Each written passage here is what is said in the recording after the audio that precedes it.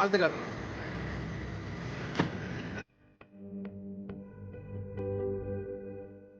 இந்தியாவின் முன்னாள் பிரதமர் ராஜீவ்காந்தி கொலை வழக்கில் குற்றவாளியாளர் குற்றச்சாட்டப்பட்டு தண்டனை அனுபவித்த முருகன், ராபர்ட் பயஸ், ஜெயக்குமார் ஆகியோர் விடுவிக்கப்பட்ட நிலையிலே இலங்கையில் இன்று அவர்கள் தாயகம் திரும்பியிருக்கிறார்கள். அந்த நிலையிலே இன்றைய தினம் குற்றப்புலனாய்வு திணைக்களத்தின் விசாரணைகள் நீண்ட நேர விசாரணைகளின் பின்னர் அவர்கள் தற்பொழுது விடுவிக்கப்பட்டிருக்கிறார்கள்.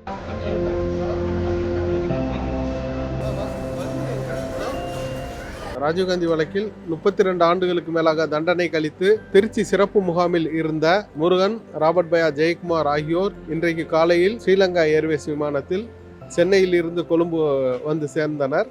இன்றைக்கு அவர்கள் உரிய விசாரணைக்கு பின்பு தற்போது அவர்கள் விடுவிக்கப்பட்டிருக்கிறார்கள். அவர்கள் அவர்களுடைய குடும்பத்தோடு இன்றைக்கு சேர்ந்திருக்கிறார்கள். இதற்காக உழைத்த அனைத்து மக்களுக்கும், தமிழ் சமூகத்திற்கும், அனைவருக்கும் மனமார்ந்த நன்றியை தெரிவித்துக் கொள்கிறேன். காலை 11:25 மணியளவில் இந்தியாவில் இருந்து விமானம் கட்டுநாயக்கா விமான நிலையத்தை அடைந்திருந்தது. சரியாக 5:20 மணியளவில் மூவரும் விடுவிக்கப்பட்டிருக்கின்றார்கள். நாங்கள் அவர்களுடைய நலனை காப்பதற்காக இங்கே சட்டத்தரணியாக செயற்பட்டுக் கொண்டிருக்கிறோம்.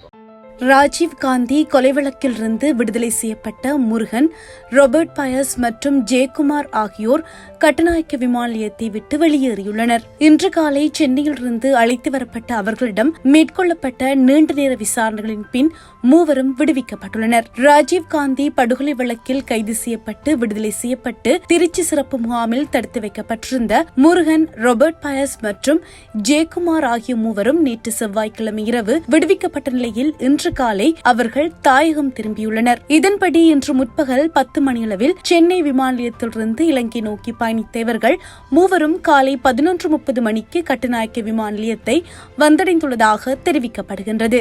மேலும் அவர்களுக்கு இலங்கை வருவதற்கு மாத்திரமே இந்தியாவில் உள்ள இலங்கை துணை உயர்ஸ்தானிகரகம் கடவுச்சீட்டு வழங்கியுள்ளதாகவும் சட்டத்தரணி புகழேந்தி பாண்டியன் தெரிவித்திருந்தார். அதேவேளை இலங்கை தமிழர்களான முருகன், ராபர்ட் பயஸ், ஜெயக்குமார் மற்றும் சாந்தன் ஆகிய நால்வரும் திருச்சி சிறப்பு முகாமில் தடுத்து வைக்கப்பட்டிருந்த நிலையில் இதில் சாந்தன் நோய்வாய்ப்பட்டு கடந்த மாதம் உயிரிழந்ததை அடுத்து அவரது உடல் இலங்கைக்கு கொண்டுவரப்பட்டு யாழ்ப்பாணத்தில் நல்லடக்கம் செய்யப்பட்டது. இந்த பின்புலத்திலேயே முருகன், ராபர்ட் பயஸ் மற்றும் ஜெயக்குமார் ஆகியோரை உடனடியாக தாயகத்துக்கு அனுப்ப இந்திய அரசாங்கம் நடவடிக்கைகளை எடுக்க வேண்டும் என்ற கோரிக்கைகள் வலுப்பெற்றன. அத்துடன் இலங்கை அரசாங்கத்தின் ஊடாக தமிழ் அரசியல் தலைமைகளும் இவர்களை தாயகம் திரும்ப அனுமதி அளிக்குமாறு கோரிக்கைகளை முன்வைத்தனர். அதன் பிரகாரம் இவர்கள் இன்று காலை தாயகம் திரும்பியுள்ளனர்.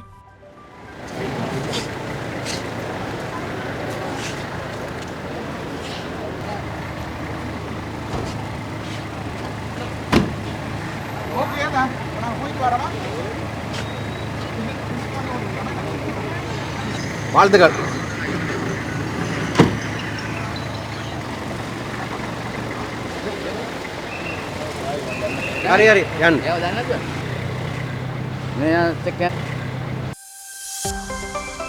உடனுக்குடன் செய்திகளை நொடிப்பொழுதில் அறிந்திட ஒருவன் நியூஸை பார்வையிடுங்கள்.